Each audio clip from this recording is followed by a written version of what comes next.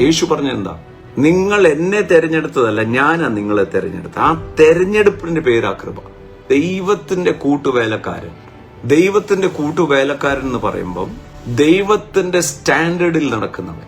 അപ്പം എന്റെ മനസ്സ് പുതുക്കി സ്വർഗീയ സ്റ്റാൻഡേർഡിലേക്ക്, ആ ദൈവരാജ്യത്തിന്റെ സ്റ്റാൻഡിലേക്ക് ഉയരുമ്പോൾ അതിനെ ഉയർത്താൻ പറ്റുന്നതാണ് ദൈവവചനം.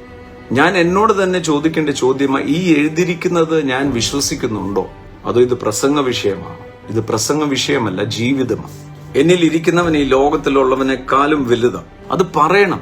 അത് പറയുമ്പോൾ ഓപ്പറേറ്റഡ് ആകുന്നത്. നമ്മുടെ അകത്തുള്ള കൃപാവരങ്ങളെ ജ്വലിപ്പിക്കണമെന്നാണ് പറഞ്ഞത്. ഞാനാ ജ്വലിപ്പിക്കേണ്ടത്, ദൈവമല്ല ജ്വലിപ്പിക്കുന്നത്. You are totally immune to everything. കാരണം you are covered with Christ.